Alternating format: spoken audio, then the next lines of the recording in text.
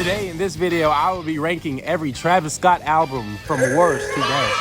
You see me do this with Drake, you see me do this with The Weeknd, and now it's JackBoys' turn. Any and every studio album, non-studio album, and collab album is in this ranking. You're more than likely gonna disagree with this video. I mean, I can picture it right now, just absolute keyboard warriors in the comment section. But yeah, let's get into it. Now coming in last, I got JackBoys. Now, I don't really count this personally as a real album when it comes to Travis Scott, but his name is on it. I didn't make the rules, so don't get mad at me. Hate the game, not me. Yes, there are like 3-4 great songs in here, but you know this is last. Like, come on now. At number 7, I got Huncho Jack Huncho, a collab album with Quavo made back in the day. A cool collab album for its time back in 2017. I remember liking this, not loving this. Quavo had some good songs on here, good moments on here, but I feel like this is a Travis album, of course. Like, I remember listening to The Saint. I really like Moon Rock. I like Huncho Jack. You know, other ones like the intro song, Modern Slavery, but you know, that's about it. Now, I'm gonna be honest, I don't have the biggest apprehension when it comes to Pharaoh. It doesn't really connect with me because this is an old album and I was fairly young at the age when this came out. I've listened to this once, making this video. It's the only time I've ever listened to this. So you're probably like, oh, this guy's fraud. This guy, he stinks. He doesn't really like Travis for real. Get off my... I'm just not listening to this. Sue me. Do something about it.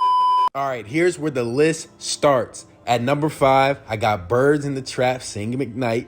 Now, I personally like this album. I connect with this album. I remember the time of listening to this album back in the day. With that being said, I do love songs off here like Pick Up the Phone, Sweet Sweet, Goosebumps, The End, CDP. I love those songs. But when you start to get towards the songs that aren't the best, they're not bad, but when it comes to Travis Scott, there's obviously better. It just really tanks this album for me. And the songs that I hardly go back to ever. I would never probably listen to the bottom portion of this listing. As much as I listen to Travis Scott, I hardly ever go back to this album. I remember the time of day because when Rodeo came out, that's when I first heard of Travis and really started gaining conscious on what album rollouts were. So when this came out, I was excited for it to release. Like, I was excited for Travis Scott. I started to get excited for artists in the release. And so I liked this as a kid. I didn't know, but subjectively, this is the 5th best album, as you'll see later on in the video.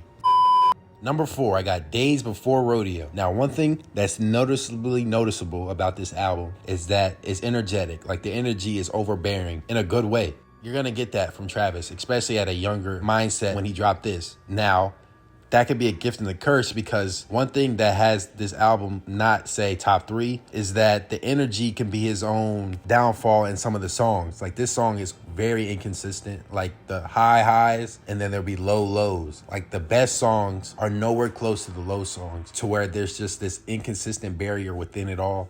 And that tanks it for me personally. Like, I would never listen, like, some of the worst Travis Scott songs are on here, and then like 1, 2, 3 of the best. So it's just noticeable. Drugs You Should Try is one of my favorite Travis Scott songs ever. Mamacita, Sloppy Toppy, Quintana Part 2. Like, come on now. Like, this album's great.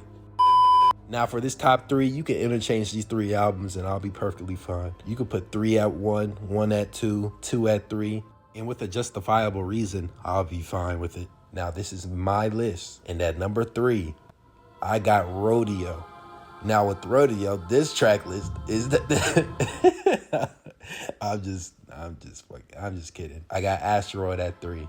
But man, it's hard putting this at 3. It's tough. You subjectively, you look at Astroworld and it's not 1, it's not 2, but yes, it's 3. The thing I love about Astroworld, it fits this just thematic feeling of a theme park, of this amusing amusement park roller coaster ride of an album listen every time. This, for lack of a better term, spacey or ethereal. Ethereal? Is that the right word? Ethereal? Ethereal. Stupid feeling to a album like the Astroworld.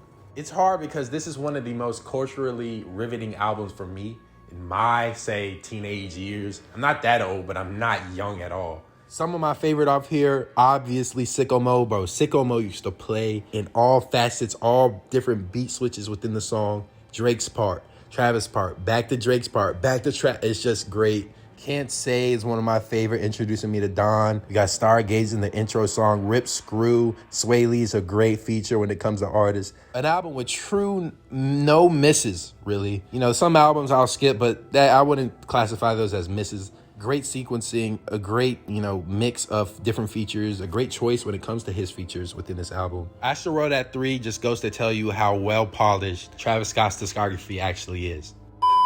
Number 2, I have Utopia. Yes, the drop from this year. Travis, he did his thing. Hey, clap it up for Travis here. That's it. Clap it up for Travis. If not the best first listening experience I've had in an album in a long time. Utopia, after first listen, instantly top 3 album. Instantly. Now, if I made this video, say 2 months ago, closer to August, right after, it'd probably be 3. But this album is growing in his discography. An album with a very perplexing and spooky approach to it is very distinct when it comes to the lyrical choice on Travis's behalf on songs like Circus Maximus, Hyena. Hyena is one of his best intro songs. I have a bad habit with intro songs to not cherish them. All first listens, I'll listen to it and be like, eh. And I did that on this album with that song. And I did the same thing with other albums. Like, I remember doing it with Flooded the Face. I remember I even did it with 7:12 p.m. last year off I Never Liked You Future. It's just a bad habit of mine. But as a whole, to end it all, I am a fan of Utopia. My favorite songs are, I'd probably say, My Eyes, of course. Oh yeah, My Eyes, Perfection. Instantly the best Travis Scott song I've heard in a long time.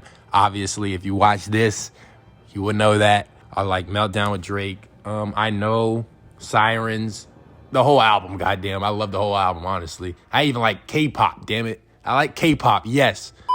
But at number 1, yes, that leaves a Rodeo. I remember I first heard Travis Scott off Drake's If You're Reading This Is Too Late mixtape back in 2015 off the song Company. My favorite Drake song of all time, Wink, Wink. And then months go by, and I believe he drops this in the summer, or was it the fall? It's one of those. I think it was the in-between period. Yes, September 4th. And this is where the love started for Travis Scott. I'm not going to get on here and say my age, but I remember I listened to Nightcrawler as a elementary school student.